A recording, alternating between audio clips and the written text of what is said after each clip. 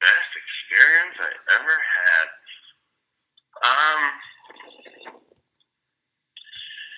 Yeah, I don't know.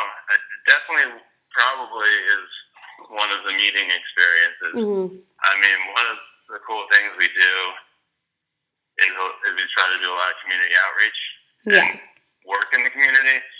So this really doesn't have to do with radio, but it just has to do with we got involved because of our jobs. But Stacey and I were looking to get involved in the community last year, and in a specific way, we kind of wanted to get hands-on, so we connected with Habitat for Humanity. That's nice. It's easier to get in because they had heard of the show and this and that, and we were able to find work. So we helped build this house, and I mean, what we did was very small. We worked for 4 or 5 days at 2 or 3 hours a pop. So we probably only helped a tiny bit, but then we got to be invited to like the dedication ceremony when the family's there and they're I bet that was getting the really keys cool. to their house. Yeah, everyone's crying. It's crazy. Yeah. It wasn't because of the radio necessarily, but we knew that we wanted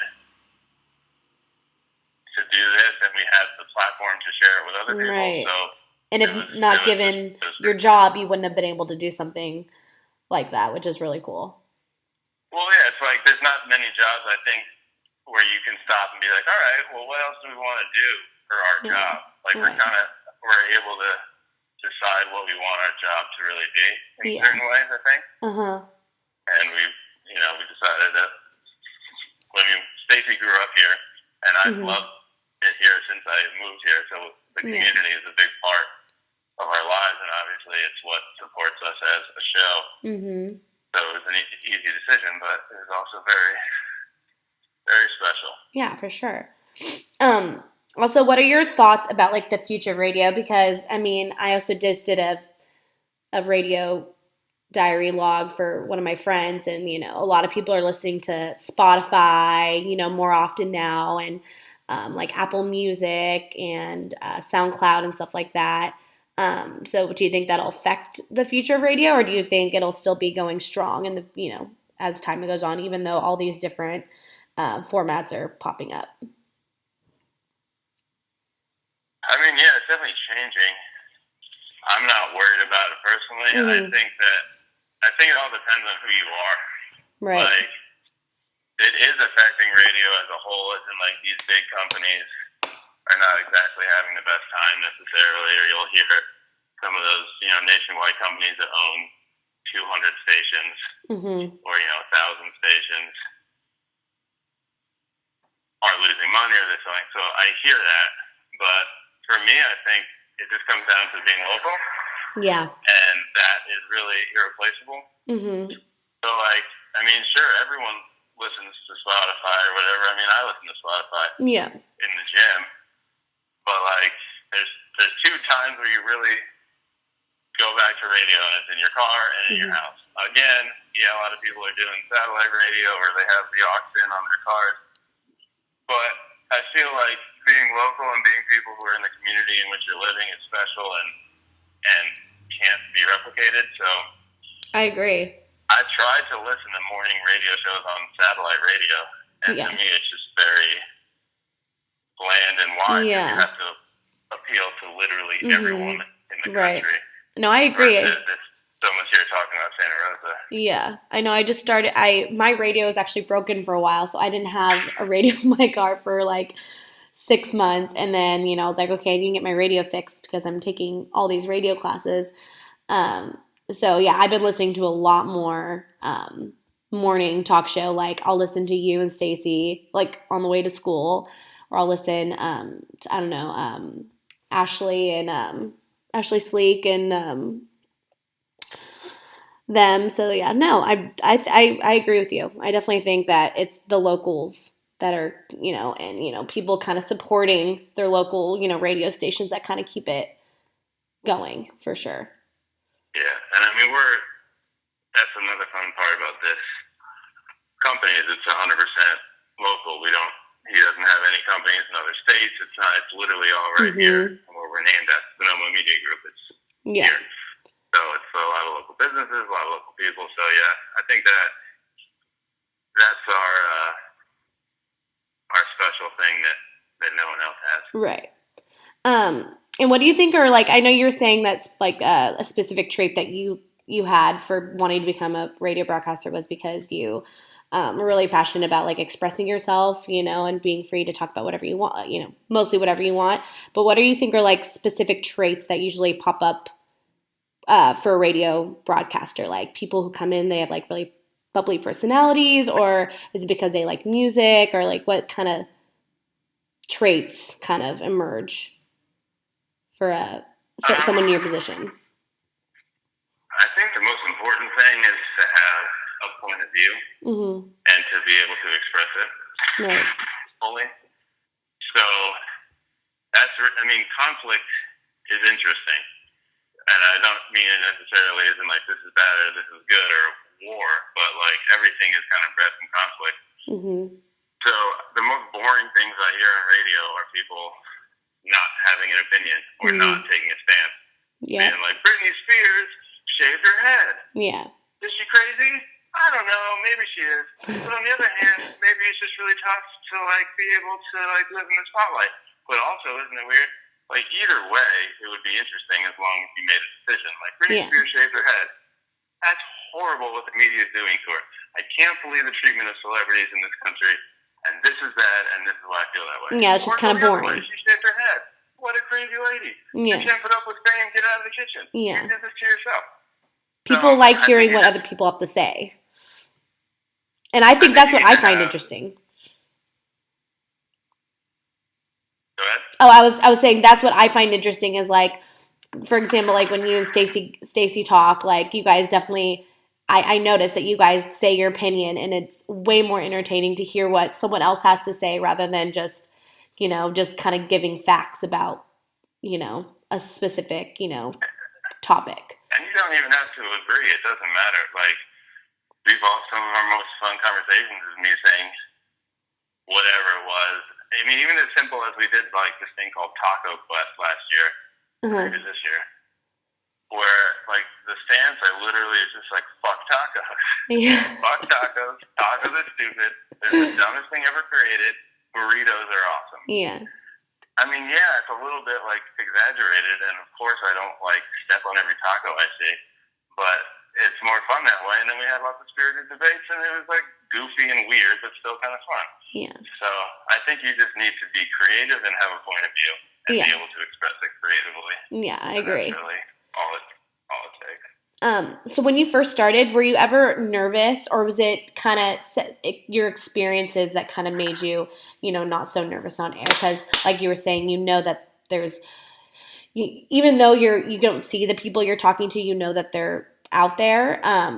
Is it just, do you think that just the more you did it, going through school and everything kind of made you less nervous on air?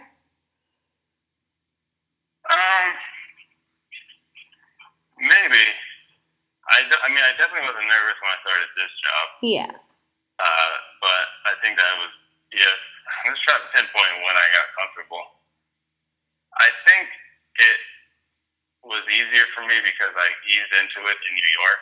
New York City is the #1 market in the country. Yeah. It has the most listenership. It's kind of the, that's where, it's the kind of top thing. So I got eased into it by first being an intern on a show, watching how it's done, meeting the personalities, seeing how they do it.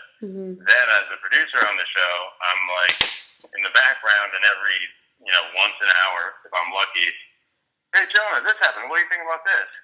And I got led into it instead of me having to come up to it. So it was almost like walking in from the shallow end and kind of wading in instead of just being plopped into the deep end. Right. Kind of see. Where I just kind of had these gradual, but then when I got on air by myself in New York, I was definitely nervous. Oh, yeah. Just because of what it was. But like once I got under that, it sounds super corny, but it's like, if I could do that here, then everything else is easy. Because New York is the most nervous you probably ever get. That gave you some confidence for sure, I bet. Knowing that you did New York. and all that. Yeah, just getting that out of the way. Yeah, definitely. So, yeah, New York helped me not be nervous. There you go. That's good. That's a concise answer. Right. And what do you think about like when people like want to switch off, the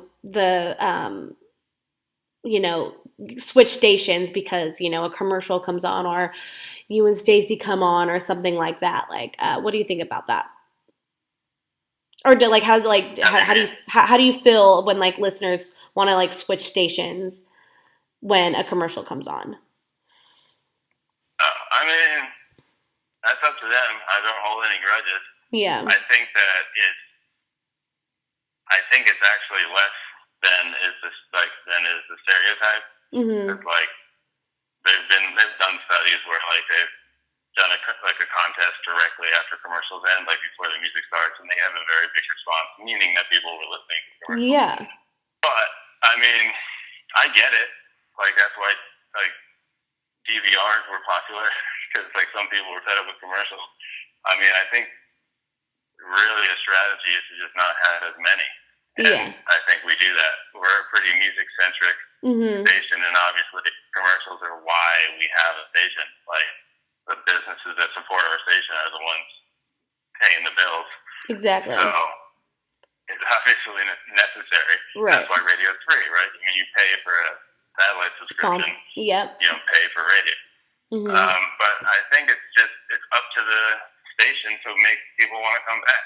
Yeah. So if they change and don't come back, then that's our fault. It's not the commercial. Right. So I mean, it's up to Stacy and I can just work as hard as we can to the best of our ability to have people wanting to listen to us. It's just kind of like you want to have people, hopefully, like if you do your job right, they're thinking, oh, I wonder what they're talking about right now. Or, oh, I forgot.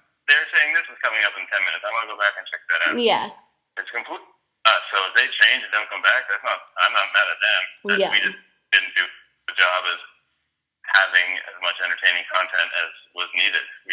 That's why shows take so long to get off the ground. You need to kind of establish a listenership and an image of who you are to make people want to listen. So It's really kind of up to us.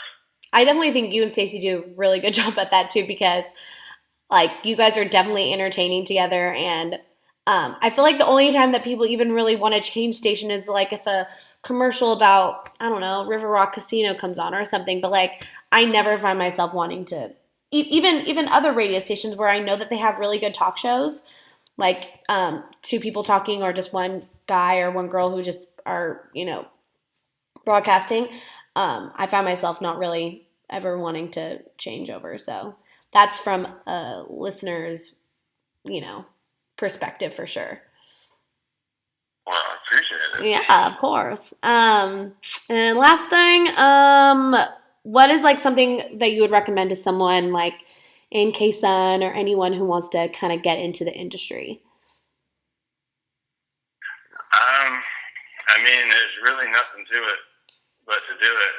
As corny as that is. Yeah. It's just like you gotta get in there and you gotta be willing to do a lot of kind of quote grunt work before things take off. Like in previous jobs, I've had experiences with like new hires on even just say the street team where they think, setting up a table or waiting for an hour outside of business is like beneath them, or they really want to get on air. So why are they bothering with this crap? When it really, I think radio, especially locally owned radio, is really a ground up kind of system where like we've had interns from SSU who are awesome. They're here, and then their internship ends. They graduate. We love their work ethic. All right, then you're hired as a part-time street team member. All right, you're really good at working on the street team or the promotions team, and you have a lot of energy, and we have a job opening of this. All right, we'll come work for us over here. So like Eloy and Courtney, for middays and afternoons, both went to Sonoma State. Courtney started out as an intern. She started out as an intern, then she was doing the promotion staff, then she worked at our front desk, and she was so great and she expressed interest on being on the radio and had a talent, so now she's full-time on the afternoon show. That's awesome. Especially in local radio, it's easier to break in some ways,